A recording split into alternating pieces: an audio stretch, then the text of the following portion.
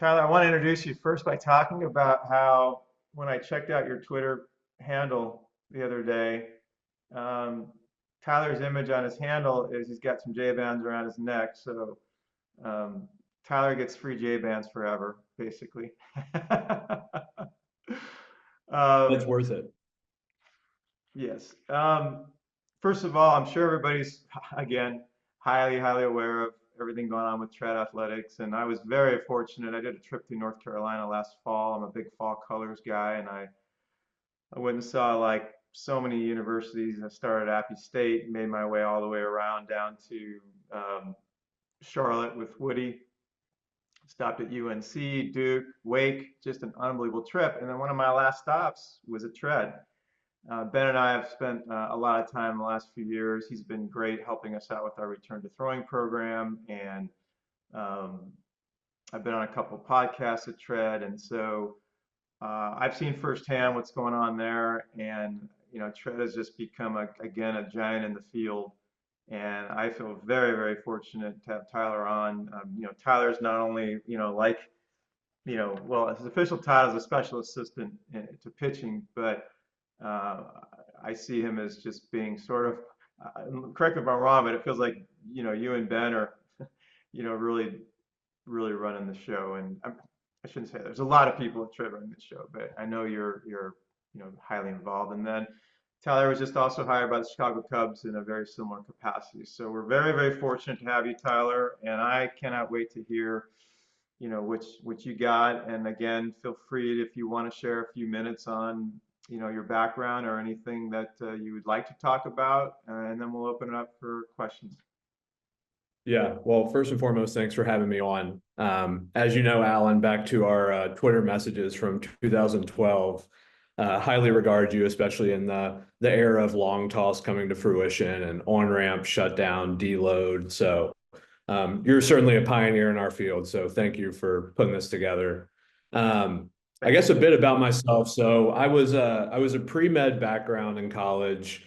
And Eric is obviously off, but I think Eric is one of the first guys there in like the medical S&C AT field who really started to correlate things to pitching and throwing, and was certainly a motivator for me to dive down these spaces. So I started working full time when I was actually in college as an S&C coach. Worked at a place called Research and Development Baseball.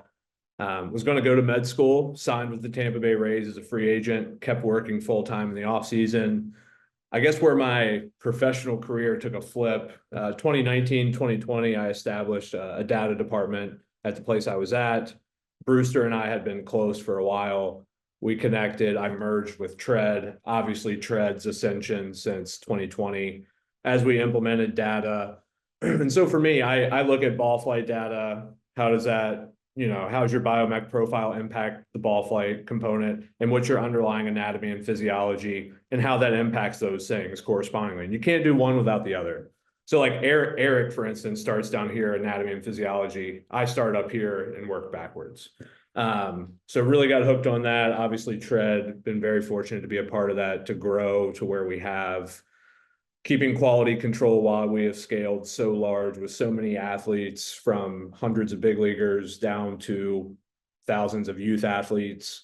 It's been great to problem solve all of that and ultimately create change in our game. So that's a bit about that. And then, of course, was just hired by the Chicago Cubs as a special assistant overseeing pitching related initiatives. So yeah, that's a bit about me. So questions in particular in those areas are probably my sweet spot. I know you guys started to get at it when we went down the analytics and injury rabbit hole. So Beautiful.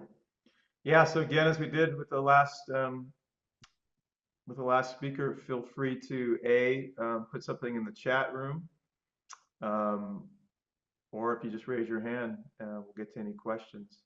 If not, I got a load of questions. So this is about you guys, not me.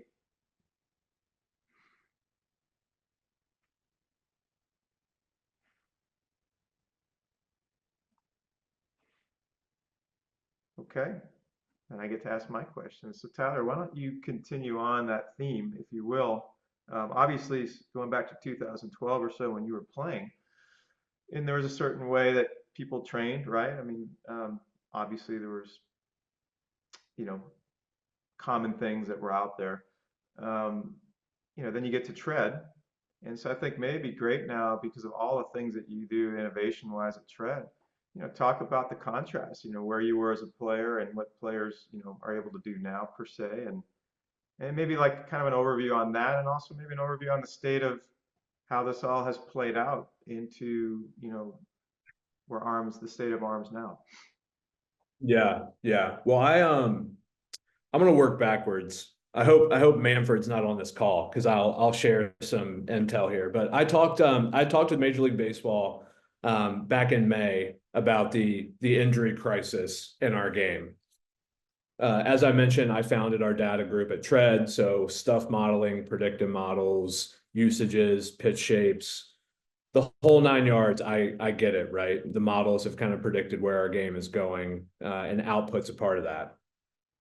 I think what we always have to remember for players, specifically on the major league level, we can talk about college, high school, amateur aside from this. But at the major league level, we're trying to maximize asset value and maximize their career earnings. And that happens within a very, very confined window. So, as we spoke about injuries, I, of course, kickstarted it by saying, let's talk about the controllables from Major League Baseball, which is pitch clock. So we know in general, energy transfers via muscle, fascia, tendon, ligament, etc. And if muscle is fatigued, obviously you see flexor strains correspond with UCL injuries, which has to do with workload capacity, but the pitch clock is certainly a factor here. Secondly, we have no tack, no substance. If you guys have gripped a Major League Baseball, you'll know that everyone feels different. Some of them are like cue balls. Some of them feel a little bit better, but it's, a mixed bag of what you're going to get. So those are the controllables for Major League Baseball. As we have talked about a lot in Tread videos, I'm pretty big on pronation, supination bias and leaning into what a pitcher's general motor preference is. I don't think everybody can throw sweepers. I don't think everybody should pronate to the inside of a changeup. There are just things that certain people's bodies can and cannot do as well with how they naturally put force into the ball. So to your points, Alan, like with long toss, that's one of the most organic ways that we can see how guys impart force to the baseball. Are they perfectly behind it? Do they cut it a little bit? That tells you a lot about a guy's natural preference of how their arm moves and how they put force into the baseball. Again, reflecting back with Major League Baseball, the question was posed that, are sweepers causing it? Are changeups causing it? And Eric mentioned tech being a part of this. And I think what we have to realize is if we think off of predictive modeling, a guy can be successful by throwing a pitch, a sweeper 50% of the time, but we think it increases risk of injury. Ultimately, what's that player going to do? Is he going to try to maximize his potential earning window with potential injury risk? Or does he maybe sacrifice not being a major league player? And that, I think that's just a flaw of the system, especially as it relates to major league relievers. You don't think about like the Jacob deGroms of the world. Think about the relievers who go up and down, who are optioned frequently, because it's those guys who are the difference of making a few $1 million or just a couple $100,000. So the inherent risks that they take are much heavier. But I think you can look more at supination, pronation biases and put yourself in the best position possible to say what arsenal is best for this player relative to their biomech profile, their underlying anatomy and physiology. So long story short, I of course didn't know any of that in college. Like you're just trying to throw different pitch shapes, feel good about it. But I think that's really a long-winded way of saying that we probably have known supination, pronation biases for a while. Again, to the back point of organic long toss is you see how guys naturally put force in the ball. So essentially we're just working backwards off that, but that's just a really big piece of kind of that injury crisis is how do guys maximize their value while they have the window? Really good, Tyler. Got a question from Noah. Um, love your work on, that's fun, it's funny. Love your work on pronation versus supination bias. Can we use the same theory with younger athletes, i.e. 14 to 16 years old? or are these athletes too pliable in the stage of their development to use this theory to develop pitches? That is a great question. And I appreciate that you like the work on it. And I love that you're asking this question. So I was doing some stuff last year in Texas's front office, and one thing that stood out to me was also younger, in particular Latin American pitchers, because they can come over at 16, 17, 18 years old and are typically much more underdeveloped relative to guys who are here stateside. So with that, as I mentioned, I'm looking at ball flight, physics, what's the guy's axis, efficiency. Alan, you'll actually love this. Back in 2021, I was trying to rig up a Rapsodo on long toss so I could see everybody's axis and efficiency as they went. But I try to utilize, okay, if the guy's best bolt is 98 and it was a 1 o'clock axis at 80% efficiency, that's my standard. I know he has slight cut. I think he's more of a supinator. Got it. What's his biomech profile? What's the slot? Underlying anatomy, does he cut the ball because he's missing elbow extension or whatever it might be? But I'm using that to work backwards. Noah, your question is great because I actually think at young ages where growth plates are certainly a factor, where things are changing for guys anatomically all the time, maybe biomech profiles are inconsistent, arm action timing's inconsistent. You really have to work the other way, and you have to wait for them to show you what kind of their natural preference is.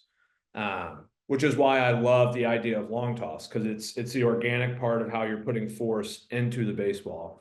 And so to circle back with Texas, like I saw a lot of young kids trying to maybe, I want to throw a sweeper at this shape because you think he's a supinator. Well, maybe he's not. Maybe his arm action timing's just off.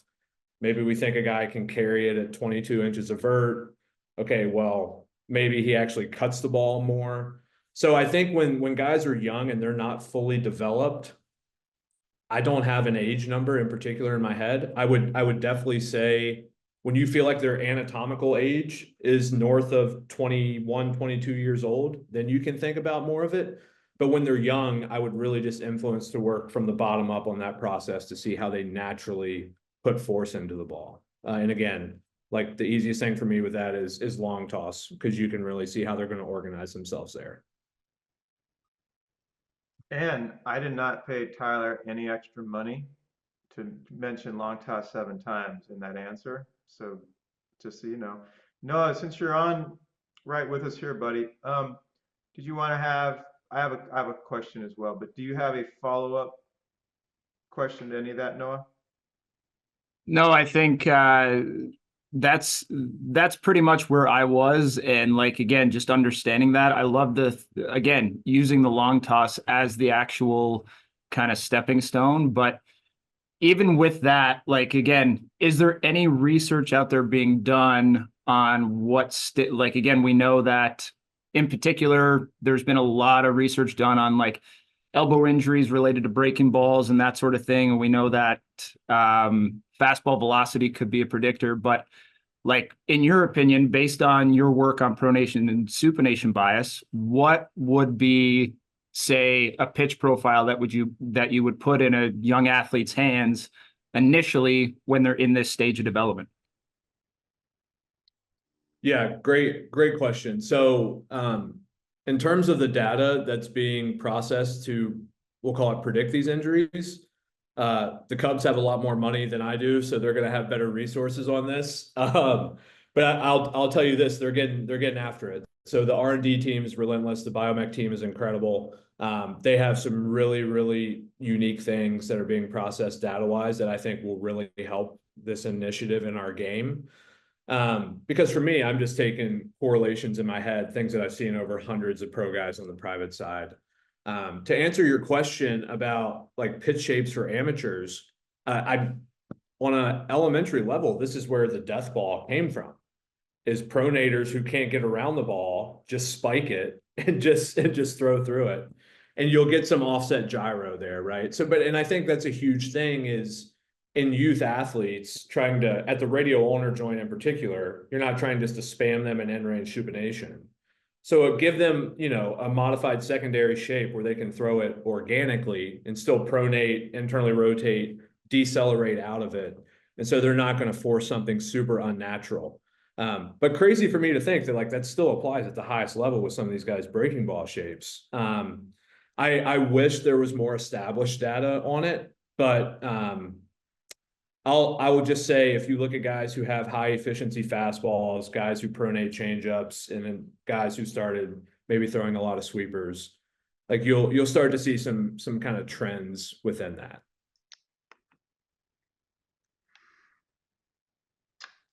Just a reminder, if you have any questions for Tyler, you can put them in the chat or you can raise your hand. Tyler, I've got a selfish question. Well, I don't want to call it selfish. I have a question that I selfishly want to hear. My mom was an English teacher, so you know. Now I've posed this question to a number of people. I would actually say it's more of a statement, but I'll pose it as a question for you. I have a theory, and this all started with Brian Conger at the ABCA. Shout out to the ABCA. Maybe 8 years ago, I think right when analytics started kicking in. Might be a little longer than that, but and Ben and I have talked about this as well. And I've posed this to a lot of my friends, and well, I'm going to leave it at that. I don't want to say too much. So I've always believed, so back in the day when we started stretching guys out further and further, and of course we're throwing it higher and higher, one of the coolest pieces from doing that was, and it maybe took a little time for them to get into shape, but over the course of time, is one of the most consistent takeaways was what we used to call in the old days, life and carry on the ball. Not that we still don't use some of those terms. And I could tell it was different. In other words, you could say, well, the distance alone is going to create more velocity, and so therefore it's going to look faster. But and maybe because it's my partner, Jim Vatcher, who was my long toss partner at Northridge back in the day, maybe because he had some of the all-time greatest carry, but then again, he and I were long tossing basically daily. I would notice that the increase in life and carry on the ball was stark. It was unbelievable. And so my question is this, or point is this, that I would love for you to comment on, is I've always believed that for athletes that, let's say, cap out at 120 or 180, which therefore they're not going to get much height,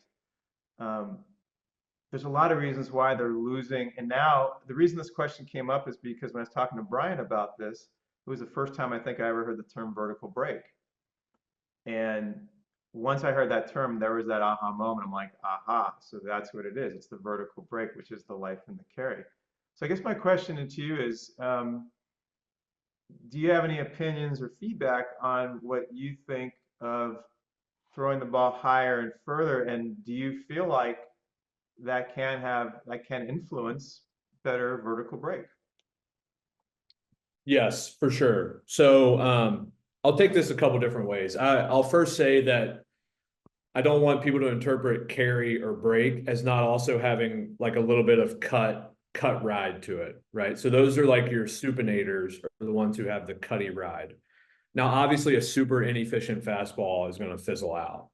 That's super cutty. The one thing I would like to say about the long toss phenomenon, this is a huge thing that I felt so strongly about in rehab throwing, and I'm so grateful at Tread that I had Cole Reagans off of 2 TJs, Brock Stewart off TJ, Fairbanks has been through 2 TJs, and you get to see with TJ-based throwing programs, you have scripted distance, right? 60, 75, 90, etc. Those guys hyper obsess so much with backspinning the ball at short distance, which we know by default creates more pushy arm actions. It's not as organic. Whereas in long toss, obviously on your way out, the window of which the arm accelerates is further back. And now when you come back down and compression throws on a line, it's not pushy because you're forcefully trying to crack the whip in that last third of the throw. So the way that I get to, let's call it 95% efficiency for life or vert or carry, that looks way different if I'm just pushing the ball from 60, 90, 120 feet versus if I've stretched it out, I've accelerated up, now let me accelerate back downhill. So I would just say the way that you get there is very, very different. But yes, certainly the long toss components of looking at ball flight are really loud. because that further distance also allows you to see it with intent, because you're not compressed to 60 to 90 feet where you're just trying to dart throw. So I love opening guys up that way.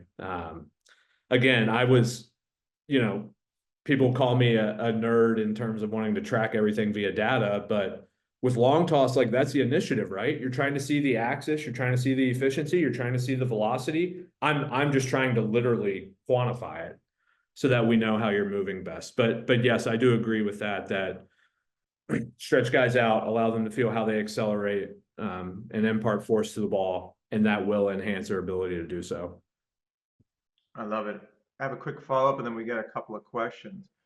So one of my theories was, and again, this is, just based on my eyes and experience, but well, I should say it's based on my own feel of doing it too. But in layman's terms, I feel like it's almost like throwing it higher, right? You're creating everything from, more load, more torque, more ground forces. But I even think of it in simple terms like you're creating even more layback, right? So in other words, if you throw the ball in a linear way, even out to 180, even maybe even 200, but you're not really getting much air. And I feel like the higher you throw the ball, what it's forcing you to do is it's forcing you to load, right? It's forcing you to get into your ground forces. But the other thing is, and again, it's more of a visual thing for me, it's like you're just getting this angle higher and higher and higher. And again, it's forcing more layback this way. And then it's sort of the counter, right? So the more this way you get, the more you introduce that feeling to your body to counter it. And so, and I was talking to Randy Sullivan about it too. And then he even mentioned like even the layback and just your fingers alone. So I guess I know that was a lot, but maybe if you want to comment on. Yeah, yeah, for sure. No, I think that's a really good point about when you're operating at short distance, the linear component.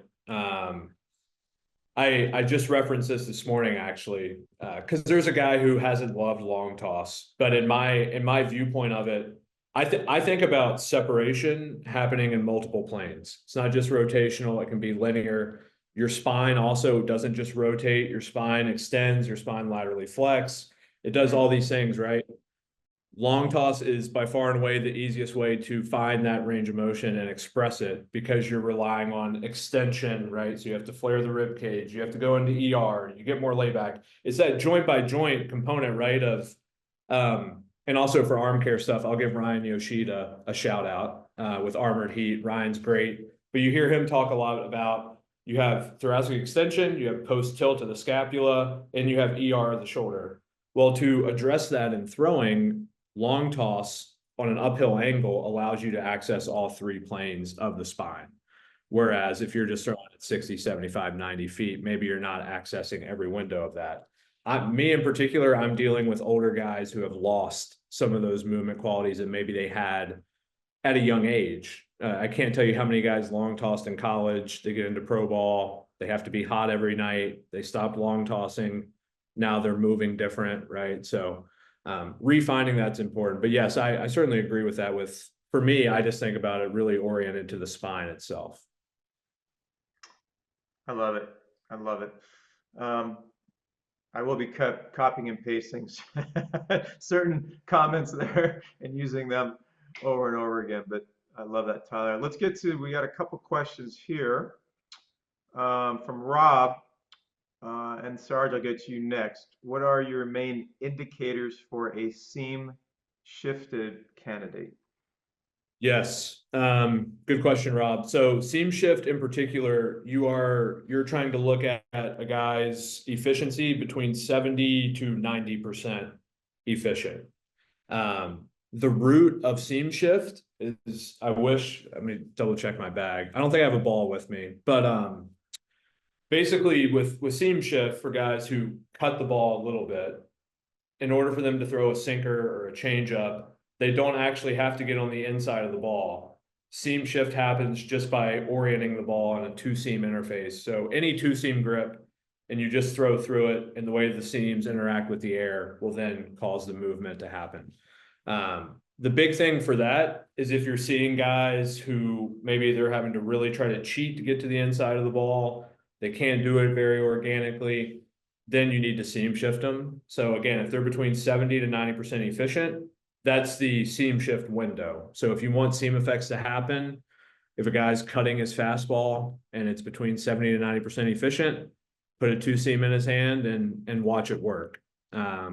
So, and again, I know not everybody has technology. So if you don't have TrackMan or Rapsodo, I use a pitch logic ball. You can use a stripe ball and long toss to see kind of how offset the efficiency is.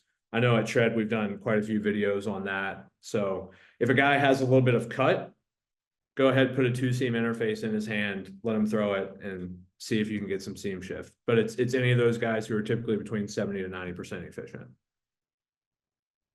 Awesome. We got from Sarge Dixon. Sarge is many things. Sarge um, is an extension of Jaeger Sports. You guys have all probably seen him at our booths at the ABCA show running the booth. Sarge does not mess around. So Sarge, who would you say are the top four guys who have efficient mechanics in MLB?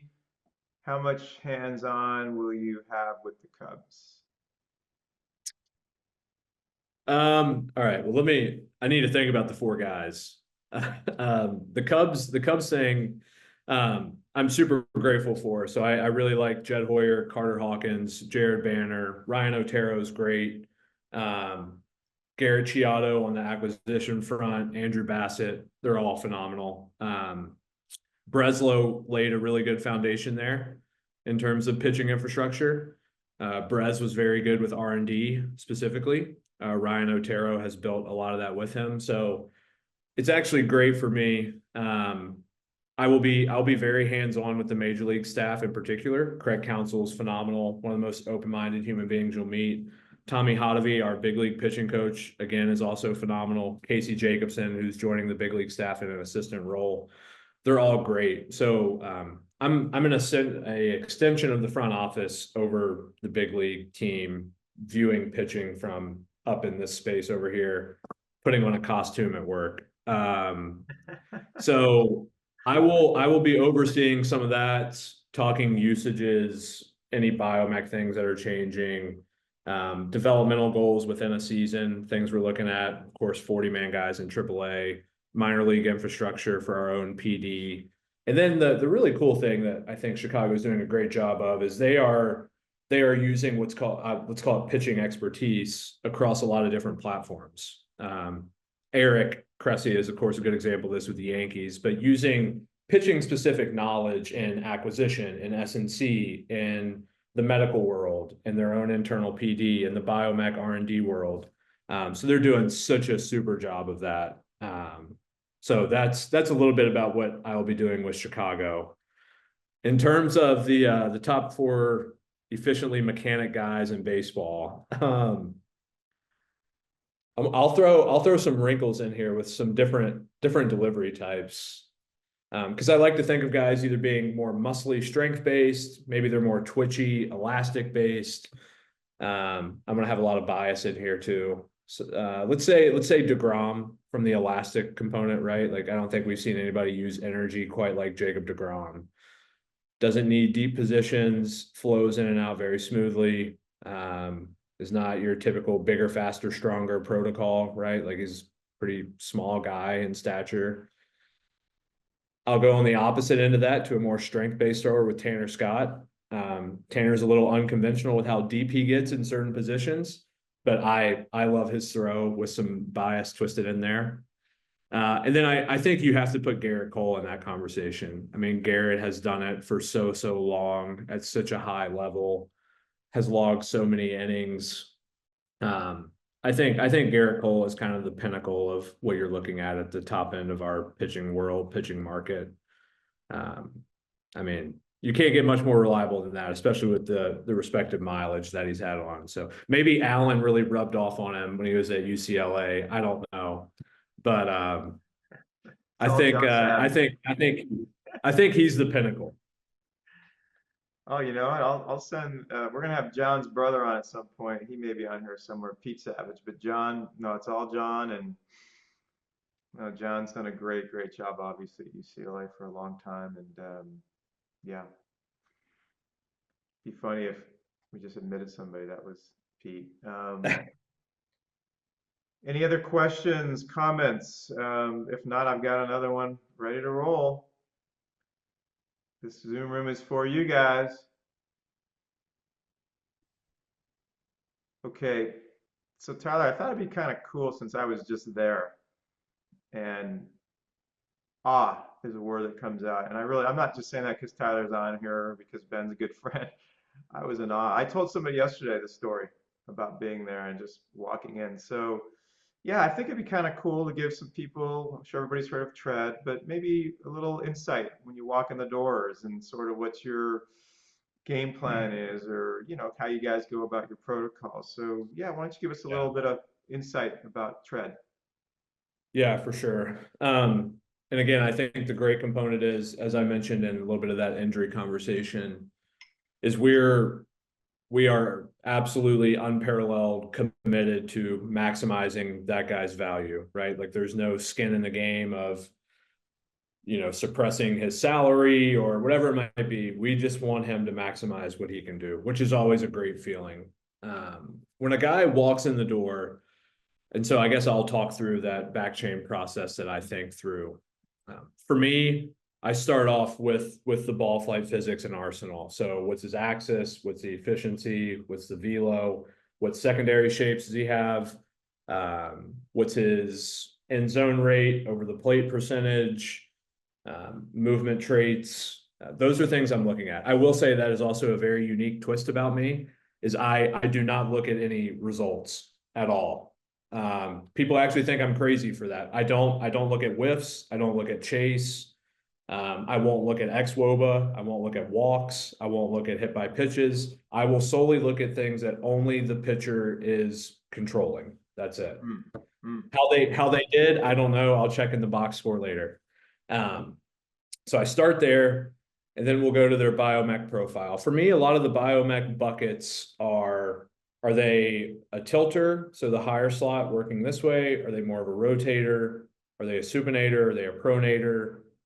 As I just mentioned with DeGrom versus Tanner Scott, are they more elastic, springy based? Are they more inelastic, strength based as a thrower?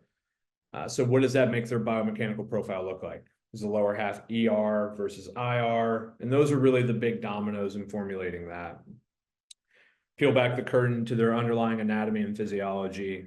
Obviously, we've touched a little bit when Eric was speaking about youth and injuries, and Eric alluded to it. You see a lot of the compensations, even with 30-year-old major leaguers, something that happened when they were 14, 15, 16, 17 years old.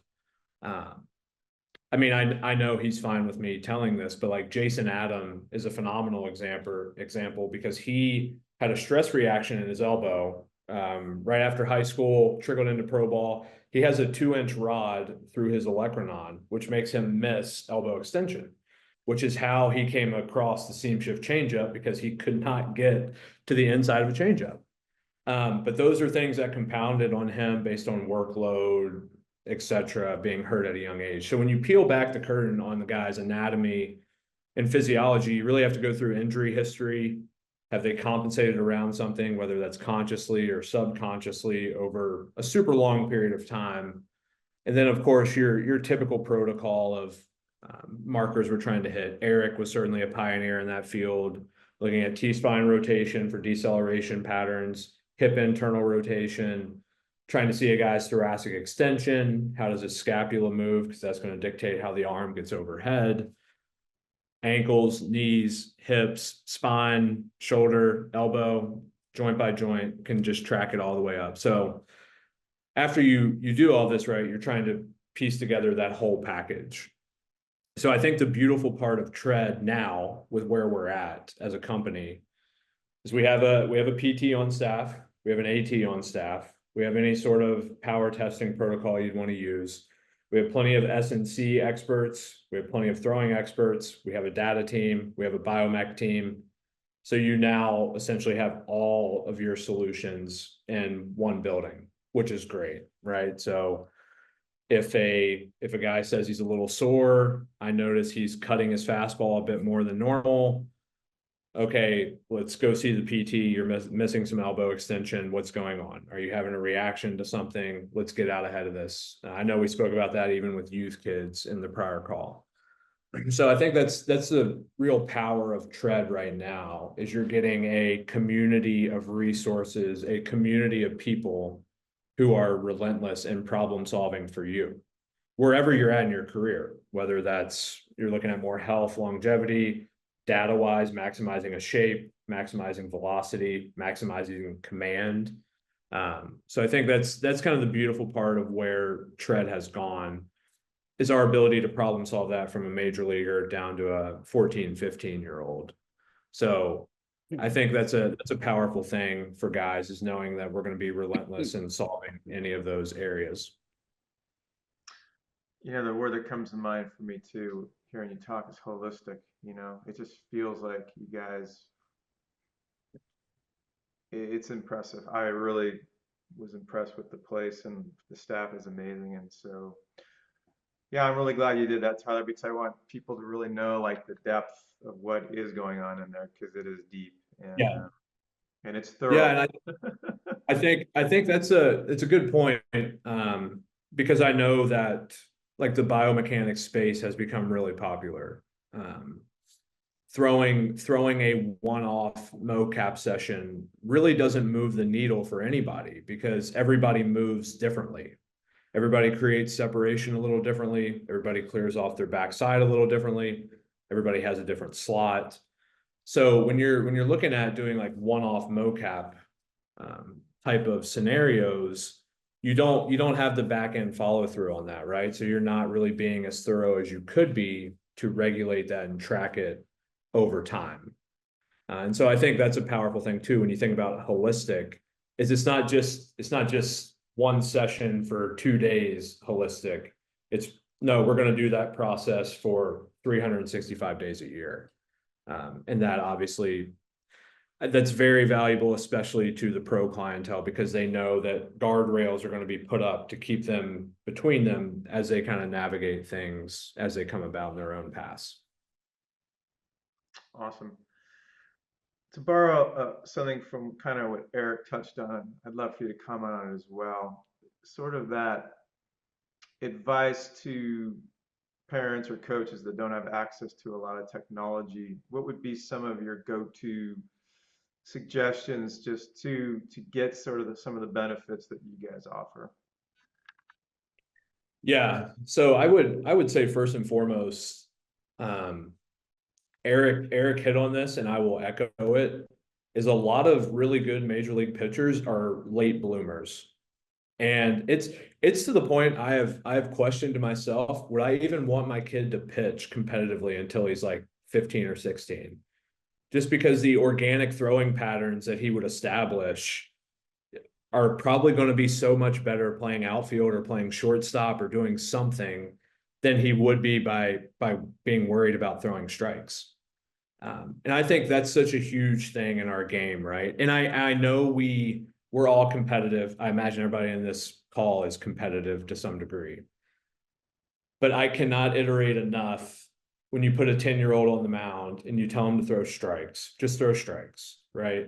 You'll get the pushy arm, you'll get very non-organic kind of movement patterns that maybe you look at when you tell them to backhand a ball in the hole as a shortstop, the throw looks completely different, right? And so what we don't realize is those patterns then trickle in for the rest of their lives.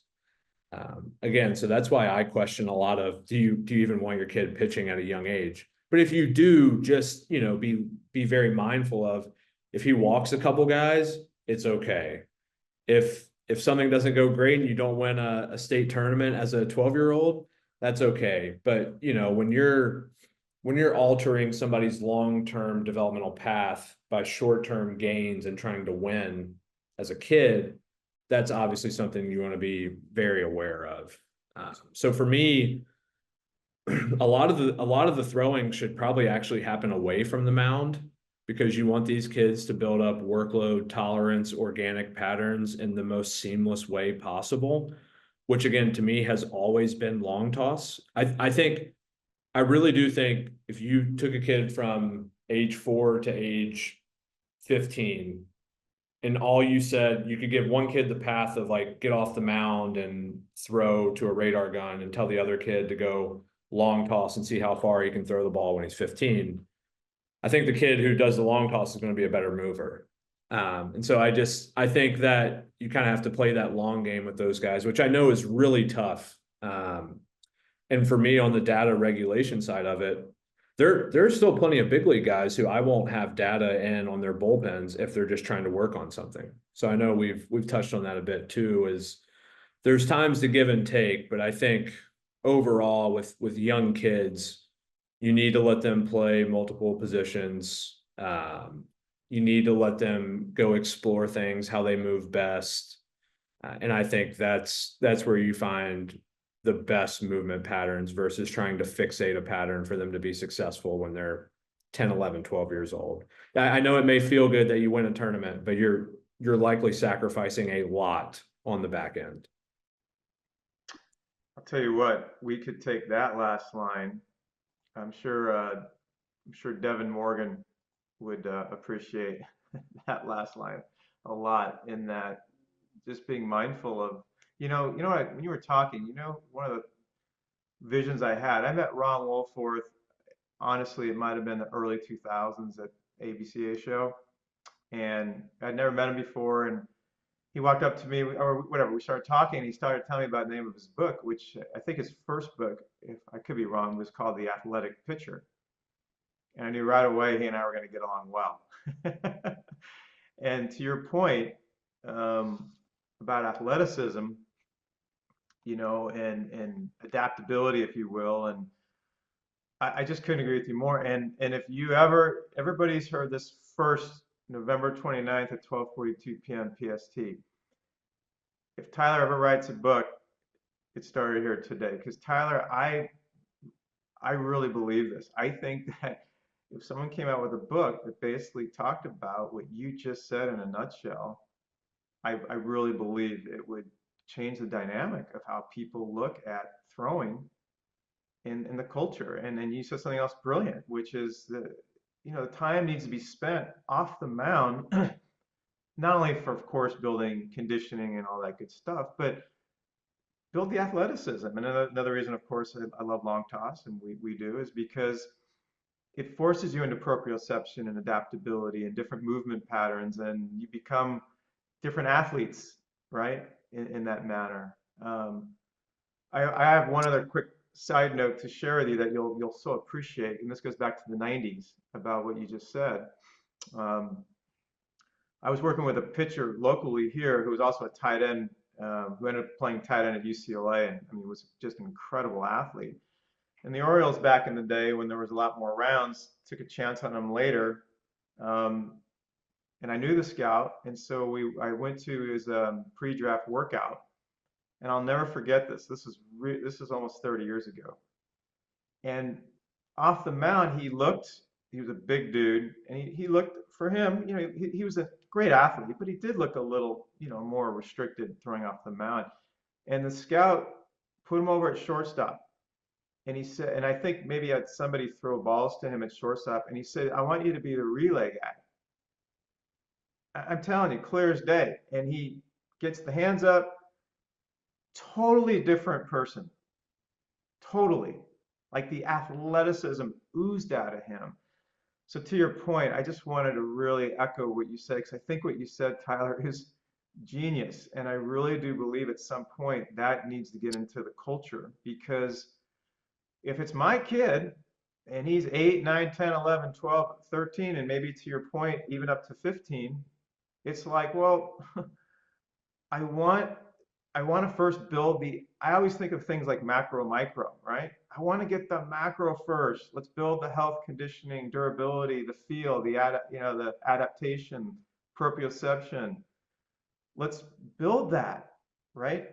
Different movement patterns, tap into your innate movements. And then we can start talking about getting you off the mound. Anyway, I'm sorry that was a long rant, but I think it was that's yeah. Yeah, that's great. I have a note for you. You'll appreciate on the athleticism. I I've been working with Ben Kasperius for a little over a year now, who ascended in the minor leagues, pitched in the World Series for the Dodgers. Nick Pollock from Pitcher List sent me a message because Ben has a very signature slide step where he takes a gigantic rock step back and his foot slides along the rubber, and then he plants and then he throws.